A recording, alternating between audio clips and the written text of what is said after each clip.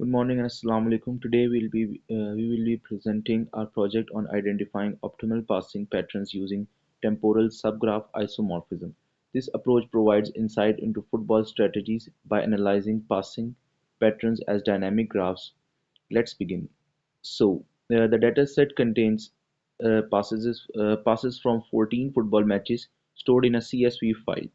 Each pass is represented as a row with information such as team, timestamp, and players involved. Our goal was to convert this data into a format usable for dynamic graph analysis, treating passes as directed edges between players modeled as nodes. To segregate data, we created 28 vectors, two for each match, home and away. We sorted the CSV file by timestamps to maintain temporal order. Passes were assigned to vectors based on their validity, such as passes had to occur within the same team, home or away. Overlapping timestamps were avoided since only one ball can be in play at a time. A round-robin algorithm was then applied to balance the passes across matches, ensuring realistic data and representation. So, next on, O'Brien's technique uses graph isomorphism to analyze structural similarities in dynamic graphs. We adapted their code to represent passing patterns as snapshots of graph structures over time. The input format required specifying nodes, their attributes, and directed edges.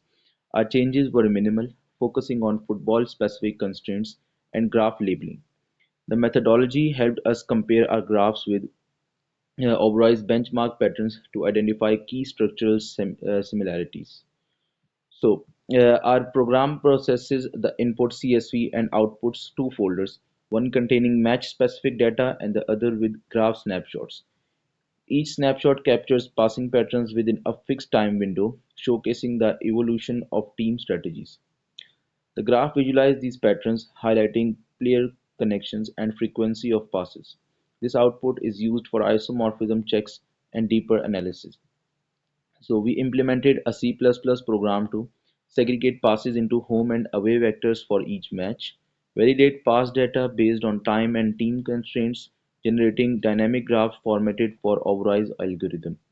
The code creates snapshots by grouping passes into 10-second intervals. Each snapshot is a directed graph saved for further analysis. The program was optimized to ensure compatibility with O'Brien's methodology, focusing on accuracy and efficiency. The key passing patterns and team comparison. Our analysis revealed that teams with high entropy in their passing patterns, indicating more variability, had better chances of winning. Home teams generally exhibited higher degeneracy and unpredictability compared to away teams. For example, the home team's graph showed dense connectivity with frequent triangular patterns, making their strategy harder to counter. Away teams, in contrast, had simpler structures with fewer variations, aligning with the observed match outcomes. Now, my teammate Asif will explain you about the code execution and solutions according to the overall strategy. Uh, Now I will explain the C++ code. This program processes football pass data from a CSV file, organizes it into matches and time intervals, and generates structured snapshot for analysis. Uh, Firstly, we begin by loading the data into CSV file using load CSV function. Mm, The function opens the file and skips the header line. Each line in the file contains three values: the sender ID, receiver ID, and the time of the pass.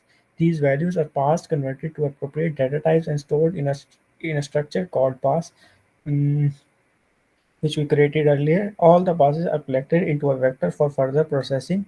This step ensures that the entire dataset is loaded into memory and ready for analysis. Nextly, once the data is loaded, the next step we do is we divide the match into smaller time intervals. This is done using the divide interval function. Uh, this is done using the calculate interval function, and it takes a sorted list. It takes a sorted list of time values and divides them into small segments. The number of intervals or segment is determined by a parameter q. Uh, each interval is represented as a pair of start and end times, making it easy to identify the range of activity in each period. This step prepares the data for creating snapshots of player activity during specific time frames with an organized that passes by match. Each match is assigned an ID based on the time start value of the pass. In this program, we use a simple modulus operation to assign each pass to one of the 14 matches. Uh, this creates a map where each match ID is a key and the associated value is a vector of passes for that match. This structure ensures that all the data for specific match is grouped together. Uh, Within each match, we further divide the passes into 14 teams. mm, into 14 teams. Player with IDs between 1 and 14 belongs to the home team, and player with IDs above 14 belongs to the away team. This segregation is crucial for generating separate snapshots for each team, allowing us to analyze their activities independently. Uh, Now, the core part of the program is generating snapshots. Each snapshot captures the activities of a team during a specific time interval. In this snapshot right snapshot function, these nodes represent the player involved in the snapshot. We identify all unique IDs participating in the passes. Each player ID is formatted as player ID to provide a clear label for the snapshot. Uh, Edges represent the passes between players. For each sender, we record all the connections they made to receiver during the snapshot. All this information is formatted as text and stored in files. These files are named based on the match, snapshot number, and team type, such as snapshot underscore one underscore home dot txt. Now, last step, finally, we save all the snapshot files into a zip file. We use libzip for library for the purpose. Each snapshot file is stored under a directory corresponding to its match, making it easy to organize and access the result. Uh, Now, the last we also Uh, After processing the data and creating snapshots, we tested our data using the O'Brien method to find the matches between the pattern graphs and target graphs. However, as the output shows, unfortunately, we were not able to find any match. We tried different pattern graphs and strategies, but the results remained unsuccessful, unfortunately.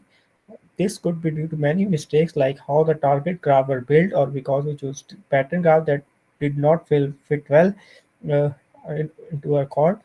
Although the results were inconclusive, the project helped us to learn the difficulties in analyzing data using graph-based methods. Thank you.